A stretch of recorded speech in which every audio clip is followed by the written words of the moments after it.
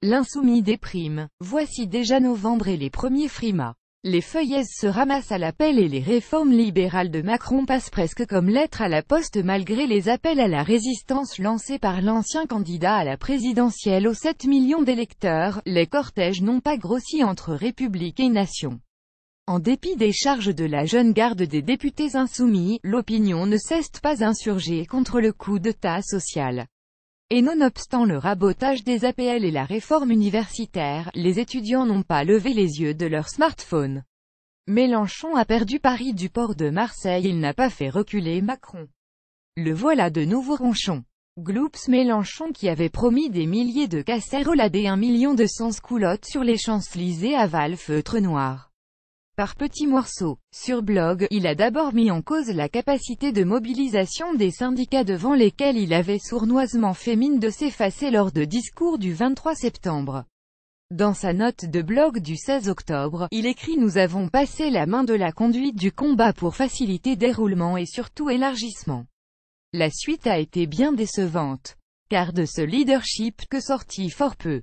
À vrai dire rien. » Puis Mélenchon a profité d'un déplacement en Grèce pour décortiquer une rentrée sociale qui n'a même pas été tiède. Normalement, l'avalanche devrait avoir lieu. Or elle n'a pas lieu, a-t-il confié à quelques journalistes avec la mine de l'alchimiste qui constate que plomb n'est pas devenu de l'or.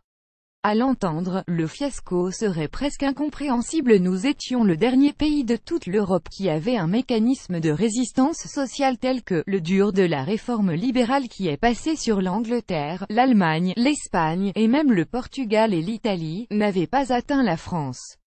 Bon, là on est obligé de le constater, Monsieur Macron l'a fait. Du coup, le chef des Insoumis, tel un Sachem-Siou, a reconnu la supériorité momentanée des tuniques bleues de la République en marche pour l'instant, c'est Macron qui a le point. Au nom du principe de réalité, si on raconte des histoires, on n'est pas crédible. Sic, l'ancien ministre de Jospin a capitulé, on peut espérer reprendre le point. Et c'est clair que si la jeunesse se met en mouvement, ça y est, c'est parti 1. Mais c'est pas le cas. Alors, rideau Mélenchon n'a pas encore dit comment il escomptait rebondir. Et nul ne sait ce qu'il peut désormais inventer pour galvaniser ses troupes. Maintenant que le constat d'échec est posé, il lui reste à analyser comment la France insoumise en est arrivée là. Cette révision s'annonce douloureuse, car notre admirateur de François Mitterrand a multiplié gaffes, bévues et boulettes depuis le printemps dernier. Jugez plutôt, l'Assemblée n'est pas la rue. Fraîchement élu député pour la première fois de sa carrière, Jean-Luc Mélenchon a préféré jouer les agitateurs de rue. Le jour de la rentrée parlementaire, il réunissait ses 16 camarades du groupe La France Insoumise pour une petite manif sur le Champ de Mars, écharpe tricolore en sautoir, avant d'entrer dans l'hémicycle au cri de résistance. Les médias ont adoré le show. Face à Macron et sa majorité pléthorique, les Insoumis ont été désignés par les commentateurs comme les principaux opposants au nouveau pouvoir. Mélenchon est devenu un symbole. Son ego en a été flatté. Mais l'Élysée a su parfaitement en jouer. À La République en marche, la réalité du pouvoir est la mise en œuvre d'un programme de gouvernement. À Mélenchon, la fonction tribunicienne, bref du vent. Aujourd'hui, un constat s'impose. Le député de Marseille, benoîtement invité à débattre avec Édouard de Philippe à l'émission politique de France 2, a principalement servi de repoussoir pour mieux faire passer la réforme du Code du travail. Monologuant, il a incarné, avec l'outrance rhétorique où on lui connaît, une résistance de Tartarin. Mais il n'a fait que s'agiter sur les tréteaux d'un théâtre médiatique qui cesse jouer de lui. Au lieu de représenter au Palais Bourbon les millions d'électeurs qui lui avaient accordé leur suffrage, Mélenchon a dépensé sa belle énergie à souffler sur les braises d'un hypothétique mouvement social déjà en échec face à la loi El Khomri, dit « Suis-moi plutôt ». Pourquoi ce recours prématuré à la rue aussitôt après un cycle électoral complet? Tout simplement parce que Mélenchon n'a jamais digéré élimination au premier tour de la présidentielle à 600 000 voix près. À ses yeux, les manifs représentaient un troisième tour social contre un président désigné comme par effraction. Désormais la charge de la preuve s'inverse. Loin d'affaiblir l'Élysée et la majorité, sa lecture bien peu républicaine du rapport de force politique a fini par miner sa propre légitimité. En 6 mois, l'anticapitaliste a dilapidé capital de un parti n'est pas un syndicat trublion de la gauche. Mélenchon a prétendu ignorer une répartition des rôles hérités des grandes luttes sociales de la fin du XIXe siècle. Les syndicats ont toujours mené le combat pour l'amélioration du sort des salariés. Tandis que les partis de la gauche s'alignaient aux élections, défilaient sous la bannière des cortèges unitaires et relayaient les revendications des travailleurs dans la sphère politique, trotskiste de formation, le leader de la France insoumise a cru qu'il pourrait démonétiser la vieille CGT, marquée par près d'un siècle de subordination au Parti communiste. La centrale dirigée par Philippe Martinez, déjà isolée et coupée de anciens alliés Force ouvrière, en a été affaiblie. Mais Mélenchon, de côté, ne pouvait réussir. Il n'a jamais disposé de la base sociale et des relais indispensables à la conduite d'un mouvement social. En rendant la priorité aux syndicats, à la tribune de rassemblement du 23 septembre, Mélenchon n'a fait que souligner leur impuissance et s'est sans doute définitivement coupé de partenaires naturels dans la reconstruction d'une gauche anticapitaliste. Les militants du PC et de la CGT se souviendront longtemps de l'automne 2017. Les années 2010 n'étaient pas les années 1980 plébiscitées par une partie de la jeunesse française. Jean-Luc Mélenchon en appelle volontiers aux générations montantes. Numérique et participatif, Jean-Luc se démultiplie en hologramme, se pose en guide numérique sur les réseaux sociaux et s'entoure de parlementaires trentenaires.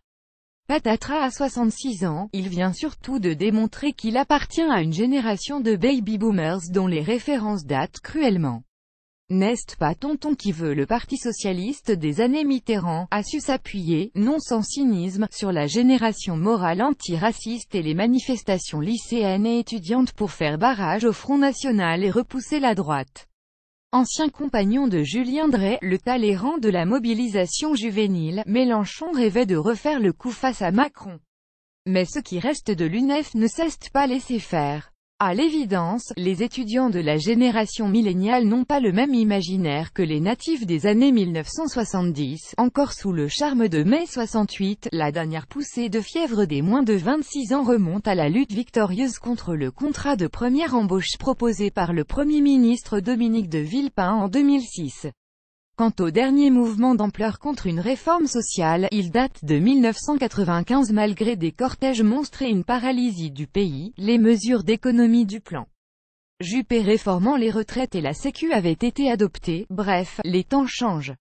Et les années 2010 n'ont aucune raison de ressembler aux décennies passées. 4 Macron n'est pas Thatcher la résistance française face au libéralisme mondialisateur. C'est ainsi que Mélenchon voudrait résumer l'histoire et expliquer le présent. Mais cette lecture sommaire et manichéenne ne résiste pas à l'examen des faits. Le libéralisme est au cœur de l'idéologie nationale depuis le début des temps modernes, c'est Stafford depuis la Révolution de 1789. La République française que nous connaissons ne saurait se concevoir sans référence à la liberté. Mélenchon, qui s'inspire plus volontiers de la période de la Convention de 1791, voire dans la Terreur de 1793, porte au pinacle la valeur d'égalité, qui met sous tension le projet républicain. Mais pourquoi caricaturer à ce point le projet politique d'Emmanuel Macron et faire de lui le fossoyeur du bien commun et de la solidarité nationale insoumis qui ne voit dans l'actuel président qu'un continuateur d'une prétendue normalisation néolibérale venue de l'étranger rate sa cible. Le village gaulois n'a jamais existé que dans la bande dessinée. La diabolisation de l'entreprise, de l'oligarchie et du drapeau européen est-elle digne d'un esprit cultivé prisonnier de populisme de gauche et de l'irréalisme de programme? Mélenchon ne saurait, pour l'heure et malgré ses proclamations, incarner une alternative démocratique crédible aux yeux des Français. 5 Les insoumis n'êtes pas des groupies pour Mélenchon, tout reste à faire. Son mouvement tarde à se structurer. Que deviennent les 500 000 signataires de sa plateforme programmatique? L'avenir en commun et jusqu'où est-il prêt à suivre leur leader? Les questions d'intendance ne passionnent guère Jean-Luc Lintello. Le député de Marseille, entouré d'un petit cercle de fidèles, continue à privilégier un pouvoir personnel et un centralisme démocratique peu compatible avec ses proclamations participatives. La France insoumise est un mouvement, pas un parti, dont le but n'est pas d'être démocratique mais collectif, a-t-il récemment précisé. On en conclut qu'il est n'y a donc nulle place dans cette contre-société pour l'expression d'une différence voire d'une divergence. À la longue, cette conception holistique qui évoque les partis de masse des années 1930 pourrait s'avérer problématique. Déjà les premières dissensions apparaissent: l'occupation de logements sociaux par le couple Garrido-Corbière et l'élue parisienne Danielle Simonet, ou les prises de position islamo-gauchistes de la parlementaire Danielle Obono font polémique et irritent plus d'un insoumis. Mélenchon, lui, vole au secours de ses proches et garde le silence sur les dérives communautaristes. Pour patienter, une consultation de la base est organisée. Quelle campagne et quel thème d'action pour le mouvement Un vote ouvert jusqu'au 7 novembre doit permettre d'y voir plus clair sur les orientations attendues. Planification écologique, répartition des richesses, 6ème République ou solidarité internationale. Les sujets de dissertation proposés ambitieux, mais on voit mal comment ils pourraient déboucher sur des actions concrètes. Les sympathisants ont droit d'attendre de leur leader un nouveau discours de la méthode. Comment s'opposer et proposer une alternative au macronisme? Comment passer de l'AG à l'atelier pratique? Pour l'heure, Jean-Luc Mélenchon digère échec de l'automne. On le sait enclin au spleen. Rêve-t-il seulement d'un nouveau printemps? Sylvain Courage.